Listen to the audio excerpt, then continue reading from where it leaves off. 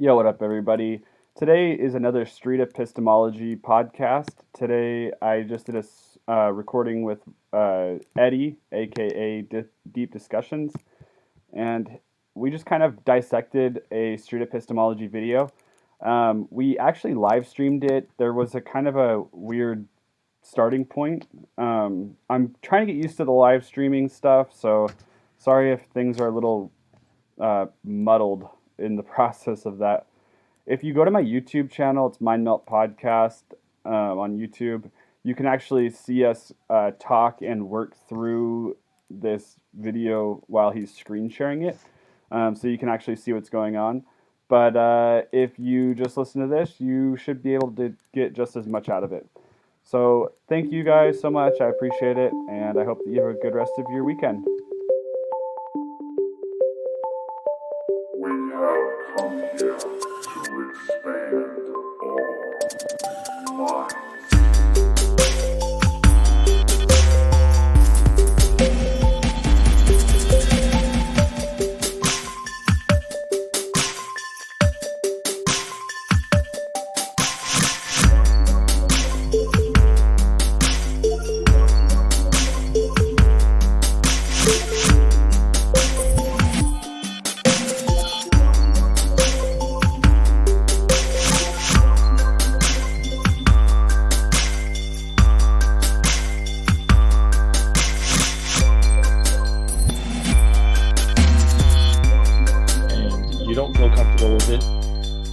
Then just having an exit strategy, because there are times where I just need to bail. Like I didn't Really want to continue the conversation. There's one video that I did called "When Not to Do SE," Okay. and it basically involved a mother that just not just she lost her child, and during the funeral, she felt that Jesus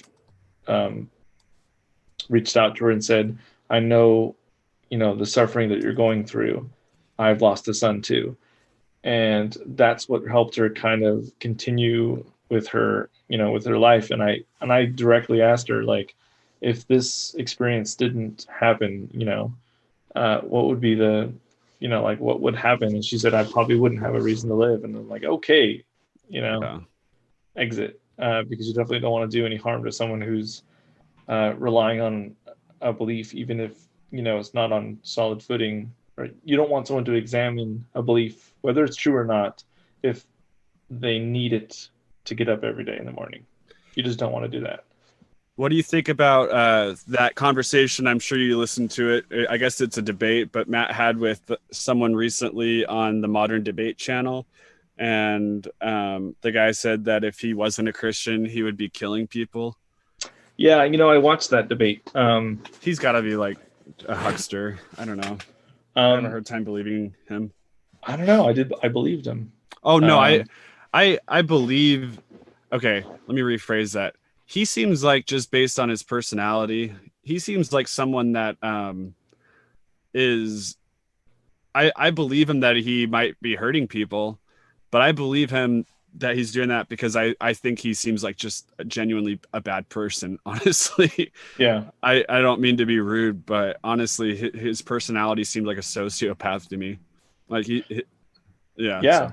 And I think he actually used that language. He considered himself a sociopath, and he's been tested, and he's a sociopath. And oh, really? I didn't catch that, but yeah.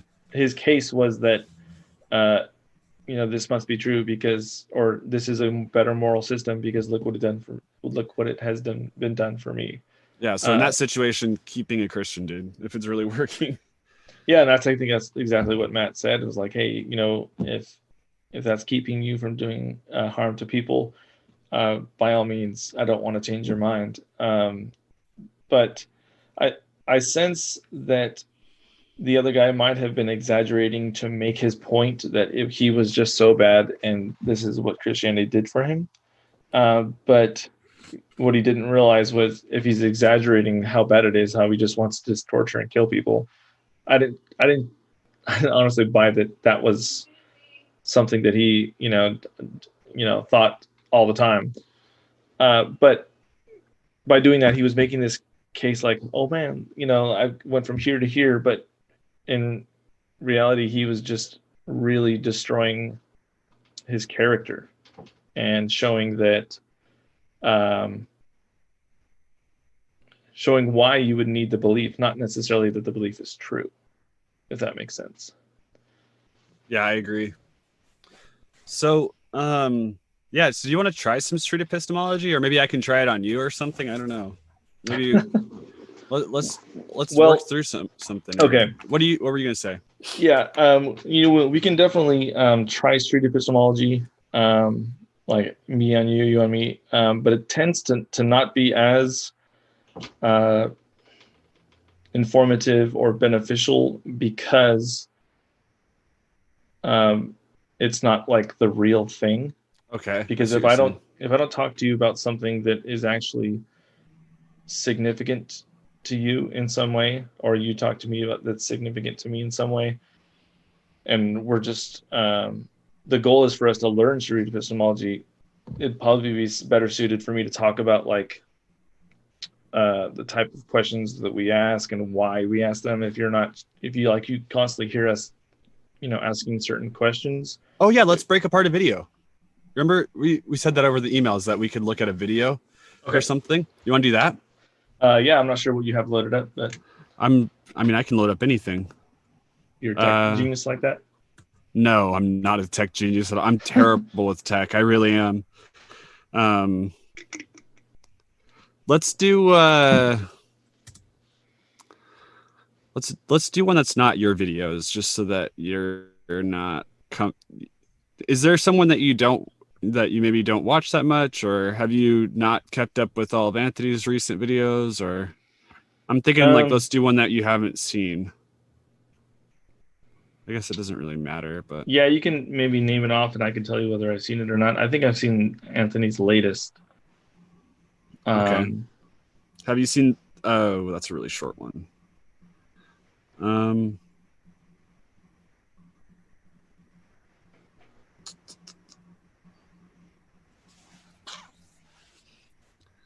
Have you seen Anthony's Purple Dragons Trust and Faith one from 5 years ago? Purple Dragons Trust and Faith. No, if it's 5 years ago, I don't. It may be a video of Anthony that doesn't quite have all, or how do I say it?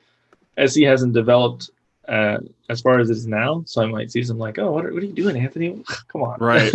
Perfect. Yeah, that'd be perfect then. Oh, you know what? I've seen this one, but oh, boy. It's been a long time. Okay. How big of a part is faith in your life? Do you want like an actual percentage? Yeah. Can you? Okay, cool. And then just tell me when to stop. Sure. What do you want? That might be helpful if we were to pie chart how you got to your God belief.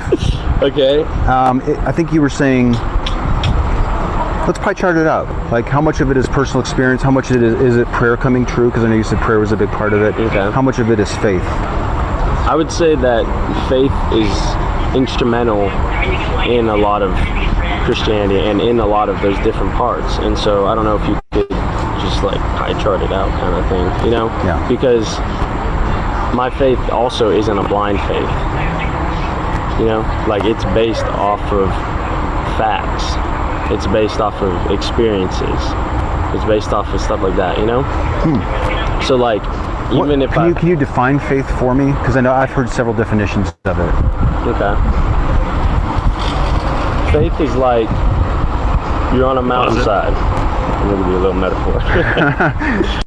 That seems to be the prevailing theme of our talk today.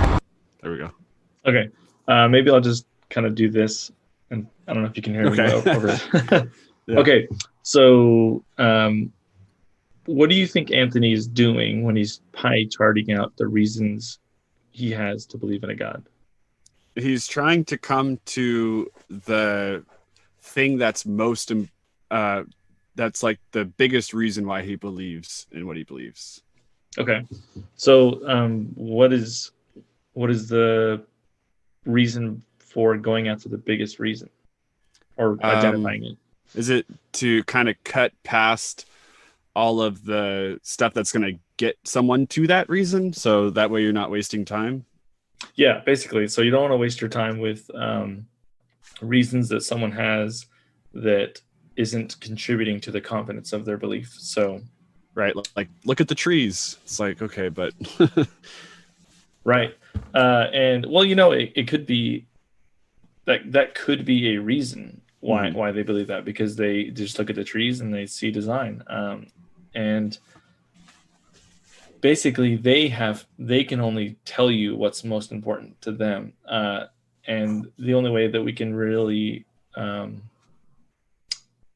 guess, fact check that, if you will, is for us to go, well, if that wasn't true, would you be less confident?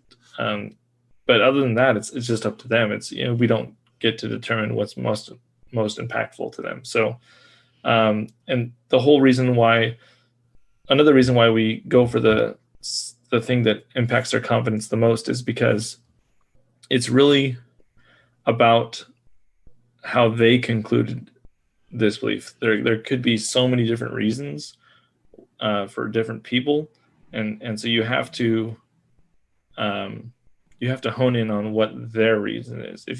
Because you could be thrown in 20 different directions about why someone believes something, and if you're not asking the right questions, and you could be talking about a reason that has nothing to do with why they're confident. Like, for example, if you're talking to an apologist, they're going to throw out arguments and all that stuff, but I can almost guarantee those arguments usually aren't what convinced them, and they will admit that. I've even asked some of them this, is like, okay, is this where you started believing when you heard this argument? They're like, well, no, I believed before that. It's like, okay, so that's, you're trying to be efficient, and you're also trying to customize the talk to who you're talking to, if that makes sense. Yeah. Oh yeah. You're on a mountainside and you're on a ledge, and it's foggy down below, and you have to get down or else you're gonna freeze to death.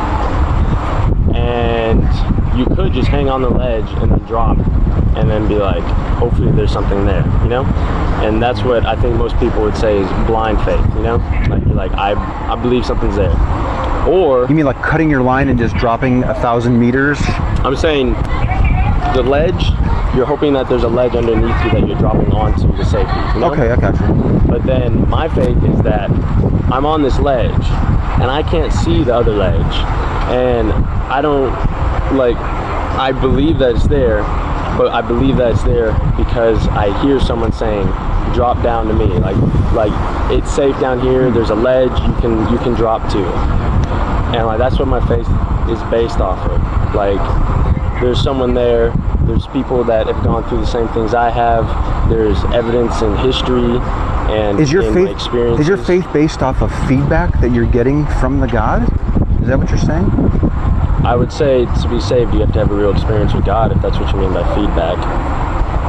I only use the word feedback because you were mentioning this an analogy about a voice telling you, yes, it's safe to go. I'm using that as you have information that it's there.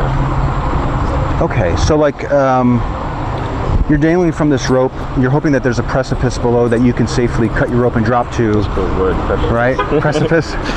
Whoops. Sorry. Is the faith dropping one of your water bottles from the height to get a sense of the distance to the precipice below? Are you saying? Are you saying getting feedback to? I guess probing? I'm saying that there's a real person there, so it's not necessarily that you have these facts, but it's that you have a real person there. See, the big difference between what you may view as Christianity and what I view as Christianity is that I believe in a real person, in a real God. I don't believe in a system or a set of beliefs or a ritualistic way to go about life, you know? Mm-hmm. And so all that's based on that there's actually someone there. There's like a person that I can come to for answers, you know? Let's go back to the hanging from the rope, because I really love, I'm a visual kind of person, so like that's awesome. Now I'm dangling from this rope and there's foggy below, right? Okay. So one of the things, there's two things that Anthony did right there. One was that he repeated back what he's hearing. So you're telling me, you know, in this analogy, you're dangling on a rope and you're getting feedback, you know, from a person saying it's there. So it's not just blind faith, but you can't see him, but you're getting some sort of evidence. And the most important thing, like I've seen, you know, SEers like repeat back literally everything they're hearing.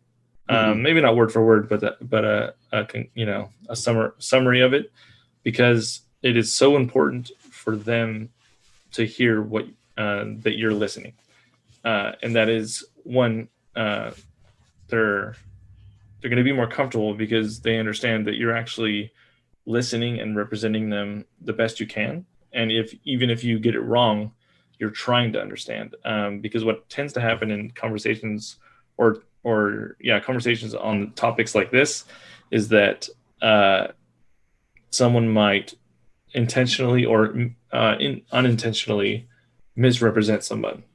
And if you want to make progress on someone evaluating how they got to their conclusion, you have to fully understand what they're saying. And this is a big time miss in debates all the time, is that you have someone, you know, make this argument and then someone else just not quite get it, or they're like intentionally misrepresenting it, and then it becomes unproductive and you know, like it's very apparent to the viewer, like, okay, he was making this point, but now you're not really addressing his point and you're talking about something else, and that's why it can be so frustrating to listen to debates. In street epistemology, I mean, it's super, super important that you're actually hearing what they're saying, whether you agree with it or not, or anything like that. If you correctly convey what they're saying, then you can navigate exactly where they're at. Does that make sense? Yeah, that makes sense. And I know that I think that there might be a precipice down there, because when I went up, I thought maybe I saw one in this area, but I don't know for sure. And I have to drop down to it, and I'm maxed out on my rope. And if I don't drop down to it, I'm going to freeze to death.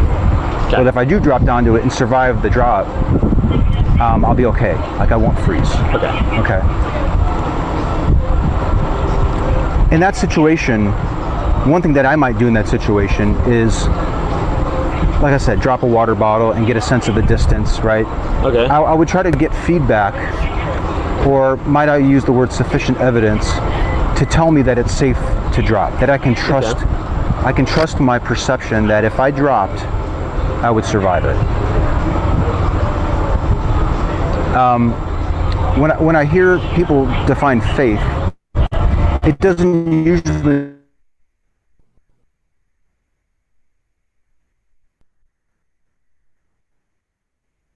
I know that the precipice will be there for me. That I don't need evidence. I don't need feedback. I don't need to drop that water bottle to determine the distance to the precipice. Now that would be faith in my understanding of how Christians define it. And I don't want to force your definition. If that's different than what you're thinking, I would say that you can have faith like that, but I'm also saying that you can have the evidence too. So I'm saying that, like, if people came to Christ through blind faith, that's great. Okay. But then eventually they'll be getting evidence, you know? After the fact. Yeah, I mean, I'm saying if they just went completely blind faith, you know? If you had evidence for the God belief, would you require faith? Yes. You still need faith, even though you might have evidence for the God? Yeah. But your faith would include evidence. You know? Faith includes evidence? I'm saying that if you had that evidence already and you came to Christ, then you're... So you can see he shifts his body language when Anthony brings up the question, if you had evidence, would you need faith? And I think he was comfortable enough to be honest and be like, yeah, no, you still need faith. And to me, following that analogy, it would be like, yeah, there's still mist. I still can't see where I'm going to go, but I think I still have enough evidence to know that it's there when I drop. And so when that conclusion comes up where he's like, no, I still need faith, and they talk about faith, being not so reliable, in other cases, this is where that cognitive dissonance comes up. This is where there's that problem in his head where he's like, ooh, how do I resolve this? And you can see his body language shift. And so when that happens, you kind of need to be careful, because he can become a little more defensive. Really, he just needs to work out that himself. You don't really want to keep piling on the problems and seeing if, eventually it'll break. Really, you want him to digest these problems and figure it out for himself. If that makes sense. So at this point, would you recommend like maybe trying to get to the end, or would you still just work through this part of it with them and like let him figure out for himself what direction he wants to go? Or do you try to end the conversation so that way they can digest it? It really depends on the person. I can tell that this guy, his body language has changed, but he's still wanting to work this out with Anthony. And so when you get to this point where he realizes there might be an issue,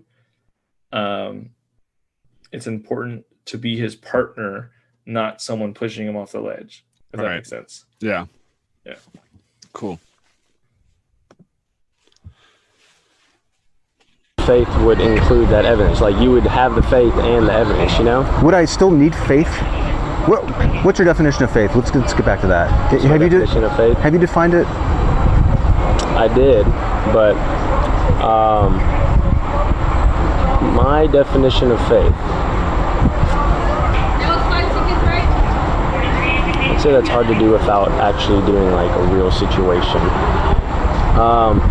But I'd say like you have to have faith to believe in that was Jesus who appeared in front of you, What's your definition of faith, though? What's my definition of faith? I don't know if I can give you just like a set definition. Could I propose one, and if you don't like it, you can disagree with it? Yeah, let's do that. Let me hear it. I like the definition of faith as believing in something without sufficient evidence. Okay.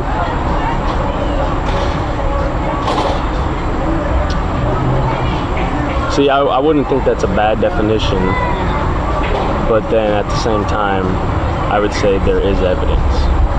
So I would say that your faith can include that, But if faith is believing in something without evidence, Okay. like, for example, and from my perspective, I don't have evidence for a God, but I can probably convince myself that one exists if I use faith to get there. Like, right? If I just go out on faith, Okay. I can believe it without any evidence, right? Do you have to go soon or something? No, I'm just, I don't know, I picked that up. Like I said, my definition is faith is belief without evidence. So if I had evidence for the God, if he came to me tonight in my closet, and there was no doubt in my mind that it was him, I would no longer need faith. But it sounds like you're saying, even after that event, and if I had evidence, I would still need faith after the fact to maintain the belief in him? What I'm saying is that, say he came to you tonight, and you were like, okay, I know there's a God, And then later in life, you're praying about something and you get an answer.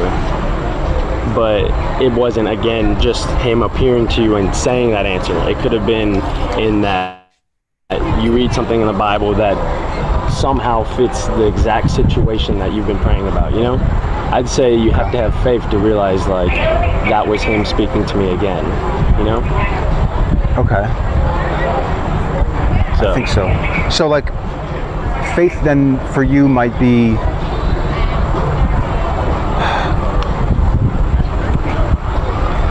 we're trying to define something that like definition is kind of yeah. But it was not like you were saying that in a situation that faith is something that you would use to get past the last remaining distance to concluding that something was real, maybe? Like, maybe. I'm nearly certain that the God exists, but if I use faith, I can get the rest of the way? I guess you could try to do it like that, but if you put it into that light, it sounds worse, you know? I would say that it is taking a situation where you see it and you have to believe it, you know? It'd be like, I saw Usain Bolt just do that, but I didn't believe it, you know? Or, that's probably a bad definition. But yeah, if I saw Usain Bolt, break a world record, I would not need faith because I have evidence, right? I can look at a replay, I can talk to the officials that were there, I might have been there to actually witness it myself. Okay. I would have evidence. That's a bad example. Yeah. Yeah, because what I'm saying is let me ask you this, more generally. There needs to be elements of faith in your belief. There will always be elements of faith in your belief. You have to have it? Because God wants you to trust Him, you know? It'd be like, I'm going to get you a drink. Trust that I'll be back and give it to you. Like, let me have some money, trust that I'll be back, you know? And you have to have faith that I'm coming back. You're equating trust with faith, it sounds like. Okay. Are they synonymous? They're synonymous. I don't know if the two words would be synonymous, but I think that trust is included in faith sometimes. You know, like if you trust in God, you'll have faith that He will do what His character says He'll do and what He says He'll do. You know? I'm sort of in the position that trust and faith are completely different. Completely different? Like in that situation of hanging from the cliff. Okay. I think I was getting to it. If I drop the water bottle and I hear the echo, I can trust my senses to know that if I drop, I'm going to be okay. Okay. I wouldn't say that I'm using faith for that because I actually have evidence. I've seen something or I've heard something. I felt something. Maybe seeing and hearing is maybe a little more reliable than a feeling. Well, you heard a voice down there, so I don't know why you would drop the water bottle.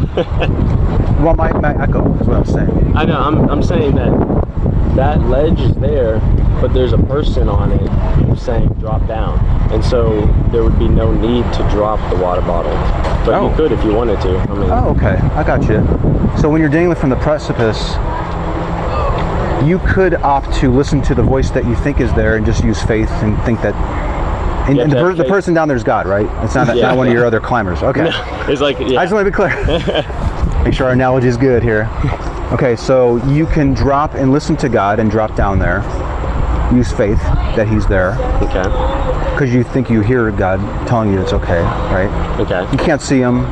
Yeah, you can't see Him. You can't see the mist, and you don't know if you're gonna miss the ledge or something.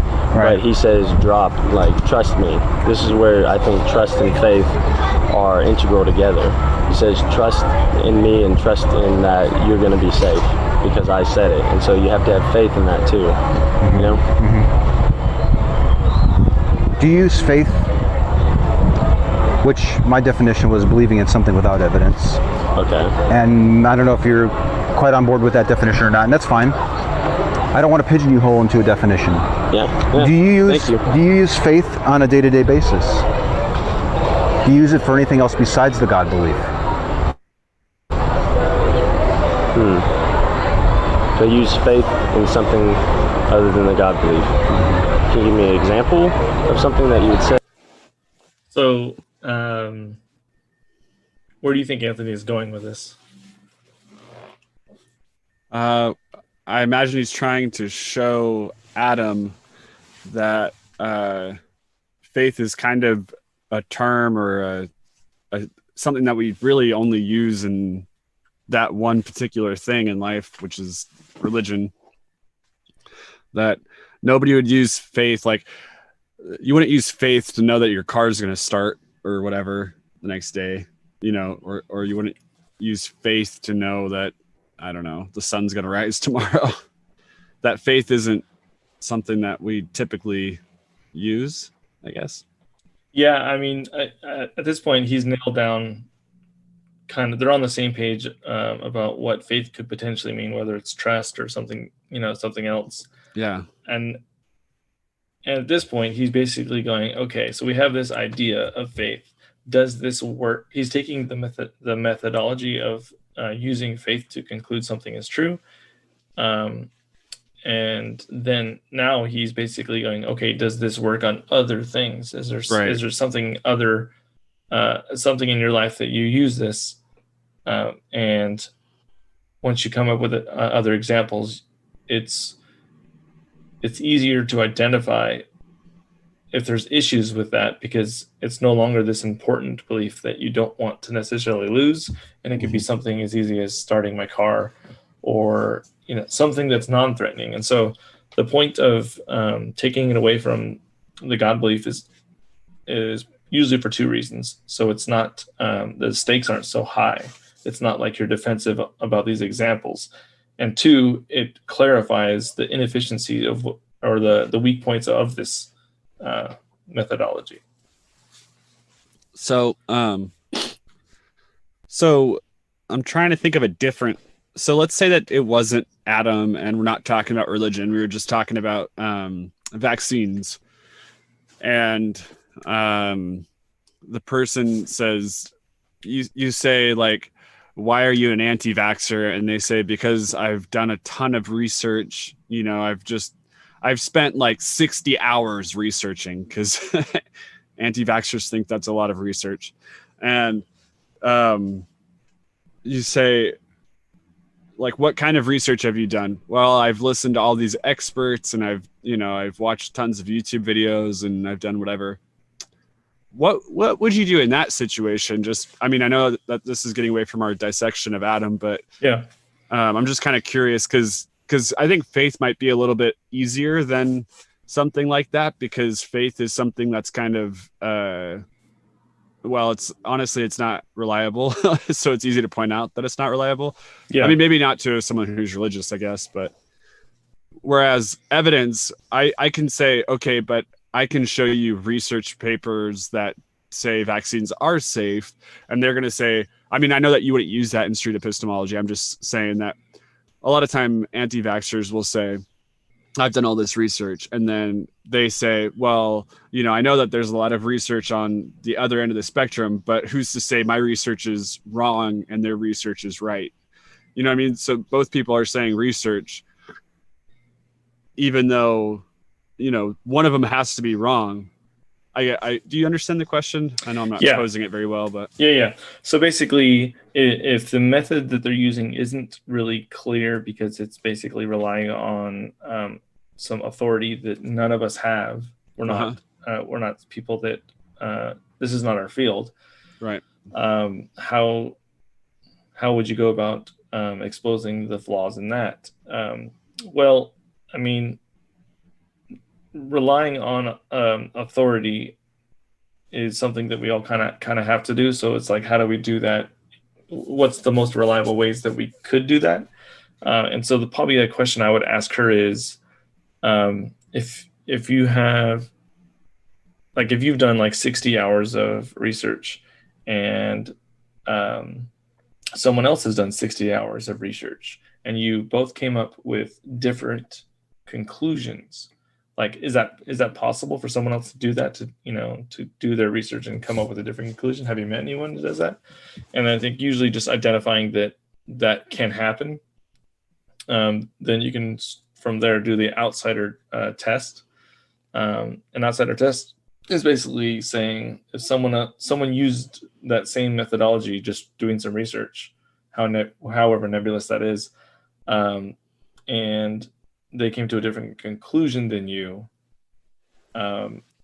what does that say about that method? Just doing research, whatever research you do, does it matter what kind of, the quality of research? If one just simply does YouTube research or Google, and they can come up with two different conclusions, what does that say about that way to come to know something? Can we truly rely on doing our own research? Right. Okay. You know what I mean? Cool. Yeah. But I don't know like what kind of circles you run with, but I'm like a electronic music producer, so I have a lot of friends in that world. And I have noticed ever since this coronavirus has happened, there has just been an unbelievable amount of conspiracy theories rising. I mean, it's just been crazy. And I think I've kind of been thinking about it today. I feel like there's maybe a few different reasons, but one of them is people are stuck at their homes with nothing better to do than look up conspiracy theories, So then one person posts about it, and then they give that to like maybe 100 people, and then 10 people out of those 100 people start to look at it because they have nothing better to do. And it's just this like, repeating effect of, So anyways, another way to look at it would be, if you did your research and someone else did their research and they came up with the opposite conclusion, how could we determine which of you is more correct? Like who do we go to? What do we do when someone has said that they have done their research and gotten to a different conclusion? Well, how could we resolve that? And so, depending on their answer, if they don't simply know how they could, figure out how you could differentiate between the two, that's a good point to stop and think about. And if they have examples like, this is how you figure it out. Then basically we could just trust the studies. Well, it doesn't matter what you've researched, doesn't matter what I've researched. Whoever has the most studies that, conclusive studies or whatever, then you probably ask if those studies were showed that you were wrong, would that be something that would impact your confidence? And hopefully, since you're going down all this road, they would say, yeah, it would. If not, then, that doesn't, obviously none of that matters. It's like, well, then what, Yeah, I thought it was interesting on the video that I watched of yours today with the girl that was an anti-vaxxer. She was so committed to this. And you brought out the whole artillery and was like, what if you basically asked her, what if you were proved, what if you knew that you were wrong? Would you still not believe? And she was like, no, that not even that would change my mind. It was pretty incredible. So, on Monday, I had someone, I believe it was Monday, I had someone on my podcast where I kind of opened it up to people to come in if they wanted to. And someone came in and was asking us about this Q. Have you heard of this QAnon or Q phenomenon? No. It's a conspiracy theory that basically there's people that believe that Trump is like going on to 8chan. Do you know what 8chan is? No, sorry. No, it's okay. It's like, dude, I listen to podcasts and books all day at work, so I know all about all sorts of weird stuff. So 8chan is just like this like Reddit that's super underground where there's like a lot of anti-Semitism and conspiracy theorists and trolls and all sorts of weird stuff. And so people are convinced that Trump goes on to 8chan and leaves like these really super cryptic codes on there about future events before they happen. And they basically said that the Kafif thing that Trump did like 3 years ago was a warning about the coronavirus. And so there's like all this like dissection, like corona, Kafif, like they take and they dissect both the words and then try to figure out how they like link up together using like 20 different weird lines. And then it's funny how they came up with this after the fact instead of before. I know, right? I know. But to clarify, when you're watching that video that I did with a girl with vaccine, about vaccines, most of what I was doing was was trying to employ a way to falsify what she was saying. And so Uh-huh. when I say, if I didn't necessarily say if you knew you were wrong, would you still believe it? Because that. Oh, I was being overly dramatic, but Yeah, no, it was if you were actually wrong, but you still believed you were, or you still believed it. How could you figure it out? And that's just a way to see if they can figure out a way to falsify what they're saying. And right. Usually that's where it goes when someone is so confident and dug into their position. Getting them from 100% to like 95% is usually, I think, some like a goal I would go after, because if they can't figure out if they were wrong, they have nothing to point to that would conclude that they're wrong. The message I leave with them is basically, how do you know you're not wrong right now? And you just simply don't know how to identify it. You don't have the tools to know what wrong looks like. Yeah. And I just leave it at that. It's not, Yeah, it's interesting though. I have I have quite a bit of friends that are like flat earthers, or I shouldn't say friends, just like acquaintances that are like flat earthers. And it seems like conspiracy theories almost have stronger talons than religion. Oh yeah? What do you mean, stronger talons? It's harder for people to let go of them. And I think the reason, I could totally be wrong about this. I mean, I don't know. But it just seems, maybe it's just as strong. I shouldn't say stronger, but maybe just as strong. I mean, like 9/11, for example, being an inside job, that's one of those things that there's just not enough clear information to the average person to know whether or not it's possible.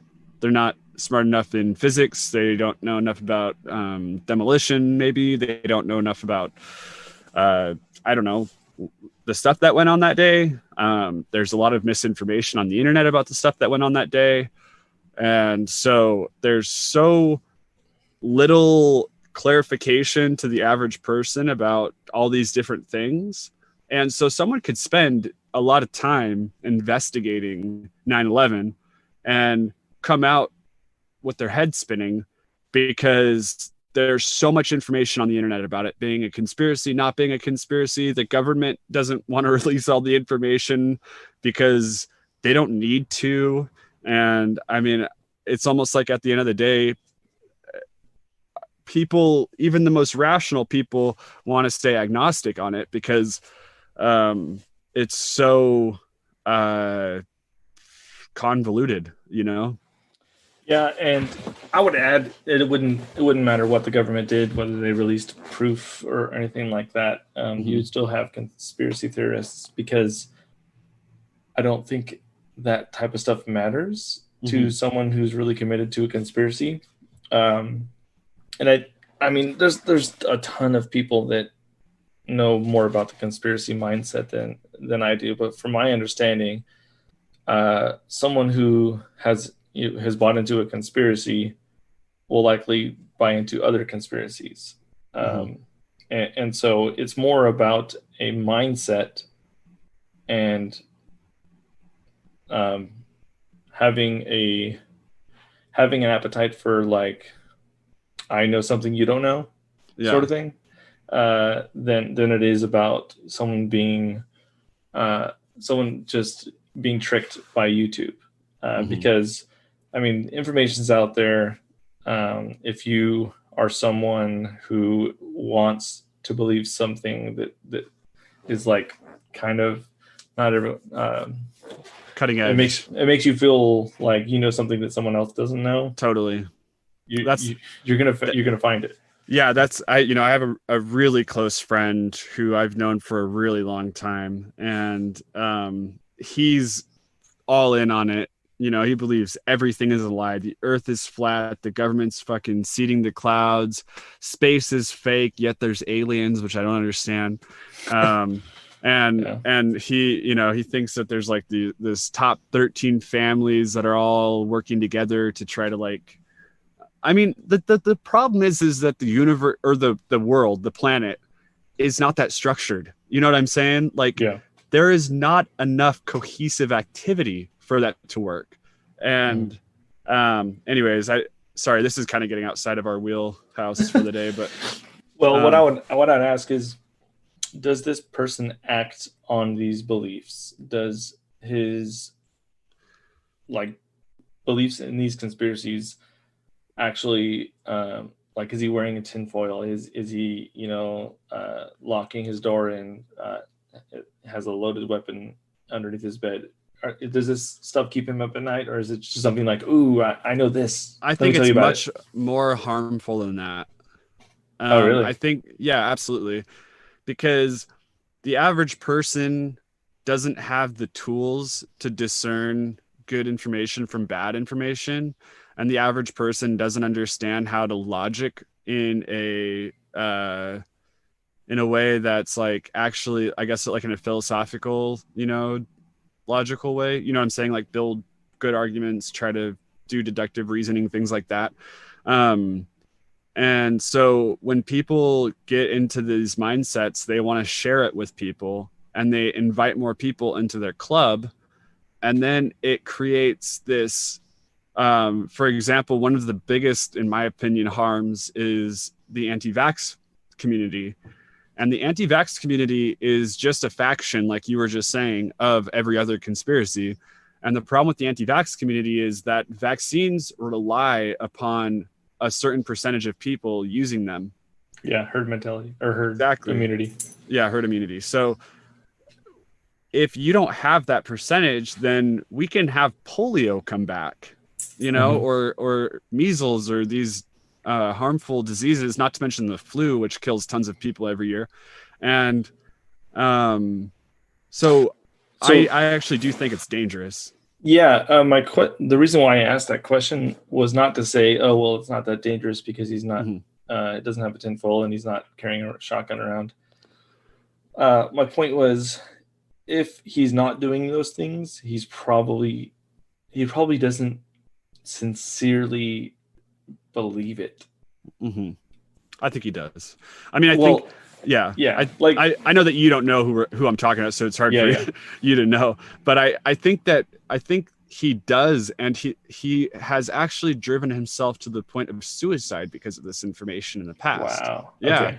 And the problem that I see with it is, I mean, I when he's gone to that point, I've actually called and tried to talk him off the cliff, literally speaking, and tried to explain to him that this is dangerous because you believe that his perception of it is he believes that everybody is being lied to and everybody's too stupid to see it.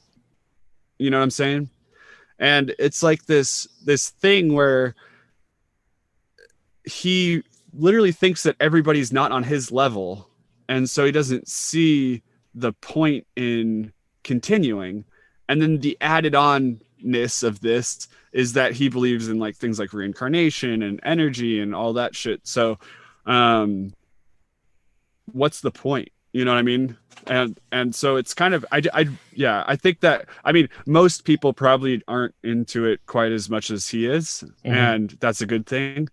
But the problem that I see with it is that when you're getting people to jump into this, like right now with the coronavirus is a prime example. Okay. There's so much information about the coronavirus being a conspiracy right now. And this is making people think the government is doing it in order to lock them down in their house so they can pull off this big new world order plan. And people are going to start loading guns and shooting, and that will happen. I mean, this has happened with Pizzagate, which, are you familiar with that? Yeah. So there was the guy that shot into the pizza parlor. There was the guy that shot up the mosque in New Zealand. I mean, his whole thing was like, his manifesto was like largely a troll manifesto, but it was littered with YouTubers and conspiracy theorists. And so I do think that there is a big harm in this stuff, because it makes, because like you're saying, people believe one conspiracy and then they might move on to other conspiracies. Well, if the other conspiracies that they're moving on to is things like, the white genocide, and how people are like trying to breed out whiteness, and the white people are superior, that's a real conspiracy too, that's all over the internet, and that's super dangerous. So Yeah. And so I think learning how to use street epistemology would be definitely beneficial, because there's going after certain conclusions and beliefs that people have and debunking them and all that stuff. It may only help for that one belief, but if you expose the problems with using unreliable methods and how to get to certain conclusions, even if that conclusion is true, it helps people not fall into other things. Like, I'm sure there's plenty of people that, believe in the theory of evolution for bad reasons. Right. And so you can use street epistemology to expose why those are bad reasons. Right. Even though, it's pretty clear that evolution is true. Right. That's a really good point too.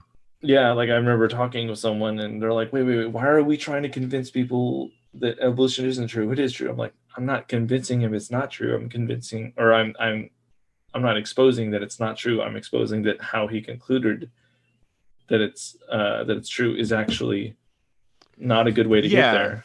And you need to find a better way. For example, a good example would be like the atheist that hates religion because God is bad.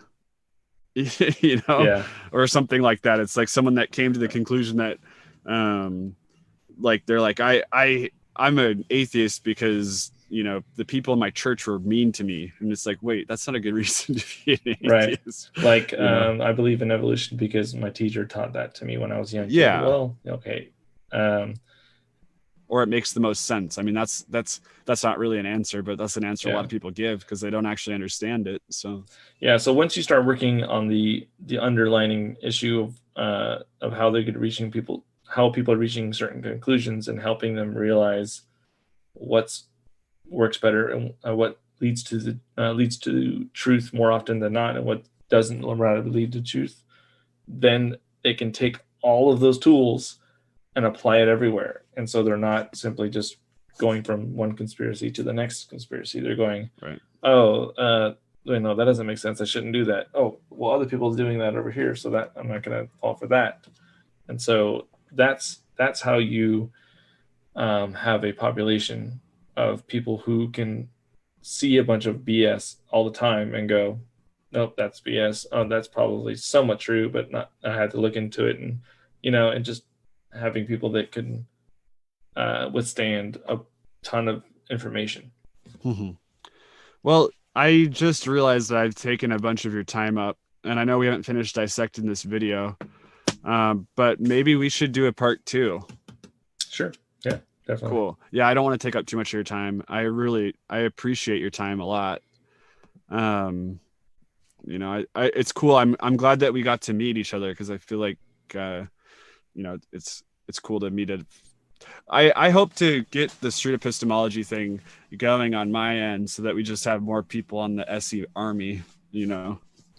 I bought a GoPro, and I bought like a little whiteboard, and so I'm well on my way. But yeah, that's cool, man. I think that once you get a taste of it, you're going to be kind of addicted, because the cool thing about street epistemology is that you can end the conversation. You can kind of control the pace. And so when you're new, you can just take 2 steps and then end the conversation, or you can take 4 steps and then end the conversation, or you can, you can learn how to ask more and more questions, and ask questions in different ways and put your own spin on it. And then you're going to get to the point where you can go as long as the person is willing to go, and then you kind of have to learn how to respect people's time and space and give them time to digest all the things that you're throwing at them. But at first it's like there's no pressure. You think you have to live up to some of the things you see online, and you're like, man, I don't know how I can ask all these questions and be ready and make it flow. It's like you don't. You just have to. You can ask 3 questions, 4 questions, and say, yeah, thanks for your time. And it can be as simple as that. Yeah, I was thinking I might try to do some on like this too with conspiracy theorists that I come across on the internet. Just like random people I don't know. Because doing it to people I know might be a little bit more difficult. Especially people that I've pushed back on conspiracy with in the past. But if I could find like YouTubers that are flat earthers or something, and then do SE on them and try to just like work through it with them, and not necessarily like try to change their mind or anything, but just so the people watching can see, like the reasoning behind it and the flaw in the reasoning behind it.